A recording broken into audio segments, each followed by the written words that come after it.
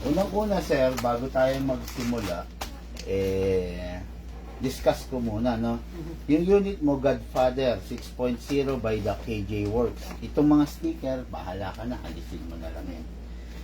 May freebies ka na 0.20 grams, 2,000 rounds, 0.25 grams, 2,000 rounds. Kung 0.20 grams, kung ang target mo malapit lang, okay na rin yan. Pero pag ang target mo medyo malayo, tapos napansin mo na nagwawabol yung bala, kasi may hangin, gumamit ka na mas mabigat, 0.25. May downside lang to. Ang downside nito, just in case na nagkaroon ng aksidente, fatal to. Masakit to. Ito yung mga bumabaon talaga, kayang bumaon. Kaya iwasan mo. Ako lang, magsimula ka muna dito, familiarization, di ba? Ngayon, ito, super long range, 0.20, gaang eh. Kaya lang, sensitive talaga siya sa hangin. Yun lang. Tapos, ayun, ano pa ba? Yun, basta, simulan mo rito, then later on, pwede ka rito. Okay? Tapos, ayan, gun bag. O, gun bag, pag ita-travel mo, dapat nakabag. Hindi pwedeng nakasukbit. Okay, nasa box ng motor, GB box, wag. Ano, may checkpoint, pagbukas ng pulis, magugulantang pa yan eh. Di ba? Kasi bakit meron baril dun sa ano. Kaya, yun lang naman ang, ano yan, mamaya na. Yun lang ang iwasan mo, sir. Okay? Yung unit, punta tayo sa unit. Ay, by the way, mga cars of good day, mga kabigman. Sir Brian is in the house. Ayun. Tropa rin. Dalawang seaman na naman to. No? Okay, so, dako tayo sa unit, sir. Yung unit mo, sir, full metal mula ulo hanggang baba. Okay? Ang laman loob niya, full steel CNC. Yung unit mo, pag hindi naka-upgrade, hindi ganito katika sa magiging performance. Naka-upgrade kasi ito. Number 1, yung unit mo naka-fixed barrel na. Naka-fine tuning, naka-trigger job, at saka kung makikita mo pula, naka-big bore nozzle. Naka-hammer protection pad din. Okay, mga Ursa pa, ayan, makikita nyo, naka-hammer protection pad na yung unit ni sir, hindi na siya dummy firing pin. Okay? Itong unit mo, sabi ko nga sa'yo, malakas to. 12 kg at saka 14 kg na gas, kaya nito. Okay? Kaya lang, hindi nito kaya ang CO2. Ito yung CO2. Ito yung ginagamit sa airgun. Huwag mo nang i-attempt na gamitan to nito kasi hindi niya kakayanin. Ngayon, itong unit mo is a 2024-2025 model. Makakakita ka nito, mga 2020 model, hindi kasing lakas nito. Kasi, yon hindi pa naka full steel CNC yon, alloy lang yon. Ito, steel ang laman loob nito. Okay? Kaya, mga Carsop, no, yung merong lower model nito, huwag niyong gagamitan ng 14 kg kasi mawawarak talaga yan. Okay? So, dito lang tayo sa 2024-2025 model na Godfather. Ito, pwede itong gamitan ng 14 kg. Okay? So, ngayon, doon naman tayo sa maintenance, sir. Maintenance, number 1, this is the magazine. Iwasan ninyong malaglag. Kasi pag nalaglag, pwede ma-misplace yung, ma-misalign yung o-ring, magkakaroon ng leak. Minor lang yun. Pag nagkaroon ng leak, tawag agad sa amin. Actually, may mga number naman kami na indicated, pwede kayo tumawag agad. Then press the valve. Pindutin para mag-open. Okay? Press the valve, then saka nyo sprayan. Pag nag-spray ka nang hindi mo pine-press yung valve, ang tendency to looser yung langis. Kaya kailangan naka-press para pumasok. Tapos, dito rin sa ilalim, sir. Actually, nirefer lang sila ng isang kay Airsoft. May pangalan ba siya? Marjon. Sir Marjon, na dati namin naging client, nirefer lang sila. Nagkandaligaw-ligaw itong mga pumunta ng garden, pumunta kung saan. Yan, partida. Tsera kami, no? Okay, so, meron ng oil. Ngayon, sa unit, sa magazine, dalawang oilan. Sa unit, sa ilak, manual ito. Then, lagyan natin dito ng oil. Okay? Then, oil din dito, sir. Yun lang naman yun. Dalawa. 1 and 2. Then, release. Yun. Pag i-release mo, wag mo nang ibaba to. Kasi ang nangyayari, napupudpud dito. Pag i-release mo, hatakin mo lang siya. Para hindi na siya mapupudpud. Then rest. Sa tuwing nakababa to, ready to fire. Kailangan ibalik mo muna. Rest. Okay? Ngayon, by the way, isa pa. May beaver tail. Kailangan to mape-press mo. Pag hindi mo siya na-press, hindi mo siya mapindot. Okay? Tapos, isa pa, merong safe. Okay? Pag naka-safe, kahit anong gawin mo talaga, hindi mapipindot yan. Unsafe, rest. Okay? Ngayon, dako tayo sa gas, no? Kuha tayo ng gas. Itong unit mo, huwag ka mabibigla, malakas talaga to in terms of FPS. Okay?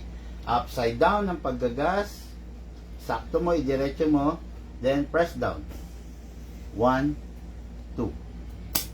2 seconds lang. Bakit 2 seconds lang? Bakit sa iba 5 seconds? Bakit sa iba 10 seconds? Sa amin 2 seconds lang. Kasi yung unit naka-upgrade. Hindi mo kailangan ng maraming gas. Kung kahit konti lang ang gas, puputok siya ng mahusay, ng maganda, ng malakas kasi nakatono. Pag hindi nakatono, maggagas ka 5 seconds. Pero dahil nakatono, 2 seconds lang kailangan mo. Okay. Lucas, okay ba yung pang-chrono natin para makita nila, sir? Atakin to pababa, then place your right thumb here para kung mabitawan mo to, dito tatama kasi baka mabasag to. Okay? Attack, right thumb, then pag naibaba mo na, ilock mo talaga to, wag bibitawan, dito maglalagay ng bala sa part na maluwang. Pump lang po. Maximum rounds mga ka-airsoft dito is 27. Pero ang suggested ko lang is 20 to 23 para hindi masira yung spring, ha? And lagyan natin ng 0.30 na bala. Sabi, para pandiinan. Masarap. Okay? Saan tayo? Ay, yung ano mo ni Pax. Paano? Ay, gaganon ko? Sige. Napahirapan mo ako, ah. Baka tumama, eh. Chrono tayo mga cars. Hindi kaya, look, baka kung saan tumama. Yan, dyan mo na lang. Chrono test tayo para makita nila sir bago sila umuwi kung ilan yung chrono ng unit, no? Chrono, yun yung titignan, check natin yung FPS. On. Kasa. Ready to fire. Firing. Chrono test number 1.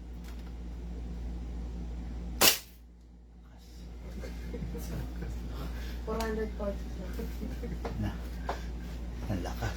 Mga ka-airsoft, sabi ko kanina 420 lang. 447. Oh. Ganda na upgrade, di ba? 476. Hindi biro yan, sir. Kas. Tumatama na. 442. Safe to say 450, ha? Sana wag ka na mag 470, delikado na 'yon. 450 pwede na 'yon. Okay? 450. Kaya lang nagpo 476 eh. Actually, natatakot ako pag mga ganun na. Pwede kong i-adjust pahinain pero tignan natin. Godfather naman kasi 'to eh. Sir, firing po tayo. Okay po. Look, tabi muna diyan.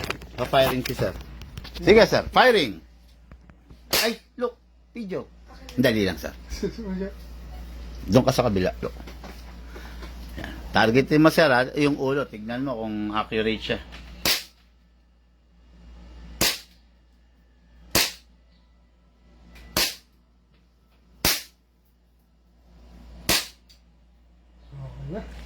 Sige, sir. Ubusin mo, sir.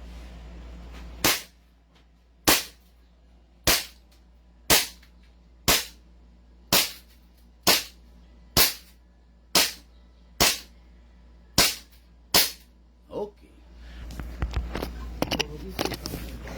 Open slide. Parang tunay din, sir, di ba? Parang mga ganyan ang tunay, di ba? Mag-open slide pag wala na siyang bala. Next thing to do, ayan, nag-open slide.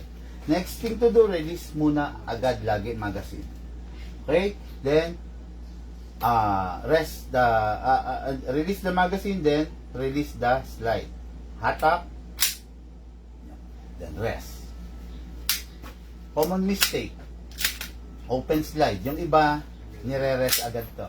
Tapos nire-rest to. Puputok yun, sir. Delikado yun. Kaya kailangan, palagi walang magazine. Release, then rest. Para safe lagi. Tapos yung unit, lifetime warranty. Nagka-problema, dalhin lang sa amin. Huwag nang kaliputin kasi baka lumala yung sira. Sabi ko nga sa'yo, cover na warranty, lahat. Pwera lang yung kapabayaan. Okay? Sir, isa kang seaman. Gagamitin mo to. Pag napansin mo tuyo na, silicone mo. Ngayon, kung aakyat ka na, sasakay ka na ulit ng barko, tatabi mo siya, di ba? Siguraduhin mo na maisilikon mo, oil mo muna ulit para nakababad siya bago mo iwanan. Tapos, kung pwede, nakabag siya, i-plastic mo, balutin mo tela, itabi mo. Yun lang. Especially the unit. Yung mga bala kahit nakabattle lang, okay lang dyan. Yung green gas kahit nakatabi lang dyan. Importante sa yung unit. Kasi may anak ka, baka galawin, laruin, wag naman sana maka-aksidente, di ba? Tapos, yun lang naman, sir. Basta may problema, tanong lang, tawag lang agad. I-train mo si Mrs. Pag tinuruan mo si Mrs., huwag ka na maglolo ko. Tayo niya gagamitin ko. Okay, yun lang naman, sir. Unit na, mga airsoft, unit na ating ka-airsoft, The Godfather. Mamaya nasa Pasig, Taguig, and Alabang ako, deliver tayo, mga airsoft. Okay? Lahat po tayo nagmula sa iba't ibang larangan, pinagbuklod, pinag-isa ng iisang libangan. Yun po ang paglalaro ng airsoft, patid po sa inyo ng inyong lingkod, Pigman. Sir, thank you po. Maraming salamat. Thank you, guys.